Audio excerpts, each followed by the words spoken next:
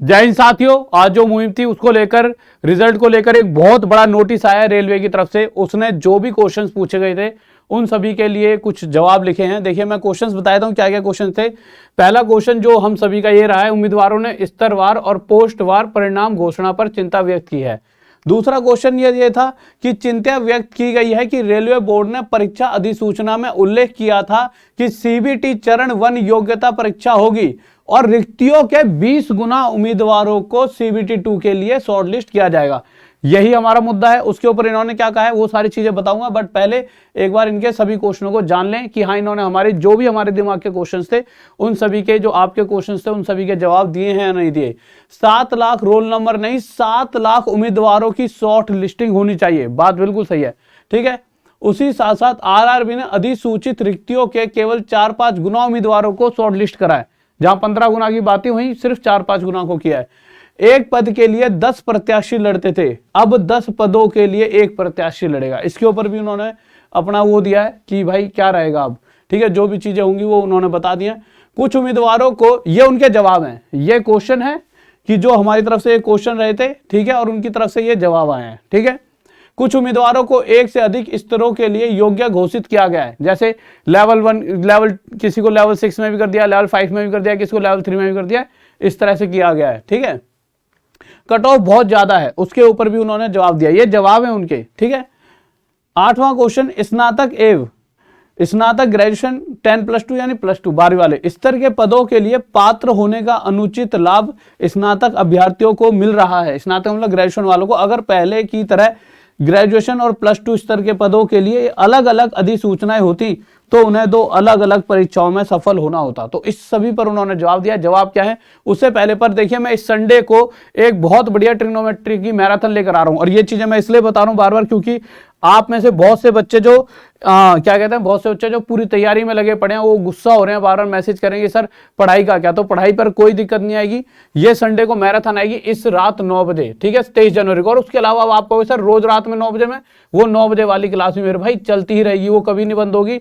पढ़ाई में भी कमजोरी नहीं आने दूंगा एक भी, क्योंकि मुझे पता है कि ग्रुप डी के भी लाखों बच्चे हैं जो मेरे भाई, उनका भी मतलब कि सोचना पड़ेगा। तो और एनटीपीसी सीबीटी 2 के लिए भी, तो हर चीज के लिए और सीजीएल वगैरह वालों के लिए, सबके लिए रात 9 बजे क्लास डेली चलते रहेगी, उसकी टेंशन मत लो। अब इनके जवाब सुन लेते हैं, जवाब क्या है, ठीक है।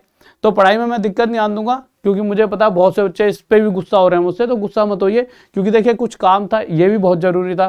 तो अब इस पे इनका जवाब आया और रात में भी मुझे लगता है कुछ आएगा, वो रात 9 बजे ही मैं आपको क्लियर कर दूंगा। तो इनका देखिए पहला क्वेश्चन इतना कुछ खास लग रहा है, इसे आप पढ़ लेना, मुझे इतना कुछ नहीं लगा। जो जो जरूरी है उन क्वेश्चनों की बात करते हैं, ठीक है। तो देखिए क्या कह रहा है। चिंता व्यक्त की गई है कि रेलवे बोर्ड ने परीक्षा अधिसूचना में उल्लेख किया था कि सीबीटी चरण 1 योग्यता परीक्षा होगी और रिक्तियों के 20 गुना उम्मीदवारों को सीबीटी 2 के लिए, यानी 20 गुना वाली जो बात थी हमारी, तो उस पर उन्होंने कहा है कि जबकि प्रथम चरण सीबीटी सभी उम्मीदवारों के लिए, उन्होंने जवाब दिया है कि प्रथम चरण सीबीटी सभी उम्मीदवारों के लिए एक सामान्य परीक्षा थी। सीबीटी 1 तो सबके लिए एक सेम था, पर अधिसूचना के पैरा 13.2 में स्पष्ट रूप से कहा गया है कि दूसरे चरण सीबीटी में प्रत्येक समूह के लिए एक अलग परीक्षा होगी। मतलब प्रत्येक समूह, प्रत्येक लेवल के लिए एक अलग परीक्षा होगी, अर्थात स्तर 2, 3, 4, 5 और 6 कठिनाई के विभिन्न, जितने भी स्तर है ना, लेवल 2, लेवल 3, लेवल 4, 5, 6, कठिनाई के विभिन्न श्रेणीबद्ध स्तरों के साथ तदनुसार समान स्तर के अंतर्गत आने वाले सभी पदों में एक सामान्य द्वितीय चरण सीबीटी होगा।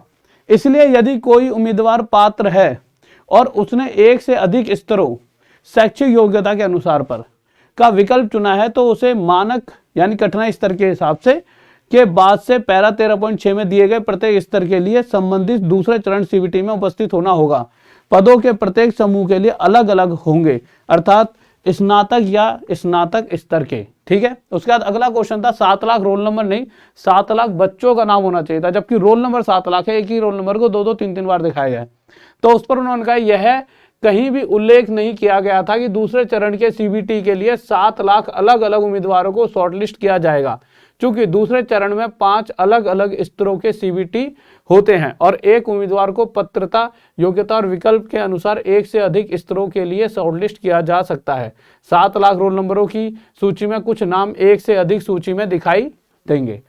उसके बाद अगला क्वेश्चन था कि भाई 4-5 गुना ही बच्चे लिए हैं, लेने तो 20 गुना थे, तो उन्होंने कहा अधिसूचना के पैरा 13 में विस्तृत रूप से अधिसूचित रिक्तियों के 20 गुना की दर से लघु सूचीकरण स्तर पदवार किया गया है। सूचियों में लगभग 7 लाख रोल नंबर हैं। उन्होंने साफ साफ कहा है रोल नंबर 7 लाख होंगे, जो लगभग 35,000 की अधिसूचित रिक्तियों का 20 गुना है। एक पद के लिए 10 प्रत्याशी लड़ते हैं, अब 10 पदों के लिए एक प्रत्याशी लड़ेगा। अंत में लगभग 35,000 विशिष्ट उम्मीदवारों का चयन किया जाएगा और योग्यता और वरीयता के आधार पर केवल एक पद के लिए एक उम्मीदवार की नियुक्ति की जाएगी। अतः कोई पद रिक्त नहीं रहेगा। यह बात जो इन्होंने कही है कि कोई भी पद रिक्त नहीं रहेगा, सभी पदों पर 35 के 35,000 पर बच्चों को भरा जाएगा। कुछ उम्मीदवारों को एक से अधिक स्तरों के लिए योग्य घोषित किया गया। चूंकि प्रत्येक स्तर में अलग अलग द्वितीय चरण सीवीटी होगा, यह क्वेश्चन था कि मेरे कुछ उम्मीदवारों को एक से अधिक स्तरों के लिए योग्य घोषित किया, तो चूंकि प्रत्येक स्तर में अलग अलग द्वितीय चरण सीवीटी होगा जिसमें कठिनाई से ग्रेड दिया जाएगा। एक उम्मीदवार जिसे उच्च स्तर के पद के लिए सूचीबद्ध किया गया है उसे निचले स्तर के सीवीटी में उपस्थित होने से वंचित नहीं किया जा सकता यदि उम्मीदवार अन्यथा योग्यता में आ रहा है। कट ऑफ बहुत ज्यादा है, तो कट ऑफ को सामान्यीकृत अंकों के आधार पर तैयार किया गया है जो सामान्य रूप से कच्चे स्कोर से अधिक होते हैं, यानी नॉर्मलाइजेशन की बात करें यहाँ पर। कट ऑफ भी उस स्तर पद के लिए अधिसूचित रिक्तियों की इस संख्या पर निर्भर करता है। चूंकि 21 आरआरबी में +2 उम्मीदवारों के लिए लगभग 10,500 रिक्तियां अधिसूचित की गई हैं, जबकि लगभग 35,000 जहां स्नातक उम्मीदवारों पात्र हैं। +2 के लिए कट ऑफ सामान्य स्कोर के आधार पर स्नातक उम्मीदवारों की तुलना में अधिक रहा है। तो कहा गया है फिर एक अगला क्वेश्चन, स्नातक के +2 स्तर के पदों के लिए पात्र होने का अनुचित लाभ स्नातक अभ्यर्थियों जो ग्रेजुएशन वाले उन्हें फायदा मिल रहा है। तो अगर पहले की तरह स्नातक और +2 स्तर के पदों, क्योंकि +2 वालों की कट ऑफ थोड़ी ज्यादा गई है, +2 स्तर के पदों के लिए अलग अलग अधिसूचनाएं होती तो उन्हें 2 अलग अलग परीक्षाओं में सफल होना होता। समय और ऊर्जा बचाने के लिए स्नातक और 10+2 के पदों के लिए भर्तियों का एकीकरण किया गया। क्या था कि पहले अलग अलग होते थे भाई, +2 वालों के लिए, ग्रेजुएशन वालों के लिए अलग, तो उससे क्या होता कट ऑफ उस तरह आती थी ना। अब क्या है, +2 वालों की तो ज्यादा गई है, जो ग्रेजुएशन वाले उनकी कम गई है। ठीक है, तो उन्होंने क्या कहा है कि समय और ऊर्जा बचाने के लिए स्नातक और +2 के स्तर के पदों की भर्तियों का एकीकरण किया गया है। साथ ही CVT 1 के मानकों को +2 स्तर का रखा गया है ताकि +2 स्तर के छात्रों को नुकसान ना हो, और यह केवल CVT 2 में है कि मानक अलग अलग स्तर पर होंगे। तो देखिए इस तरह से कुछ जवाब आए हैं। अभी रात 9 बजे में जो भी पूरा पर क्या रहेगा क्या नहीं रहेगा वो सारी चीज़ें मैं रात में 9 बजे आपको बताता हूँ। रात में 9 बजे जुड़ना ना भूलें, बहुत प्यारी सी क्लास लेकर आऊँगा और ये कुछ इन्फॉर्मेशन जो आई है जो मुझे लगा कि आपको बताना चाहिए। ठीक है, तो ओके मेरे भाई, जय हिंद जय भारत। और इस वीडियो को ज़्यादा से ज़्यादा दोस्तों के साथ शेयर करो जिसने भी एग्ज़ाम दिया था, और सभी को बताइए इस तरह से जवाब आए हैं। Okay bye.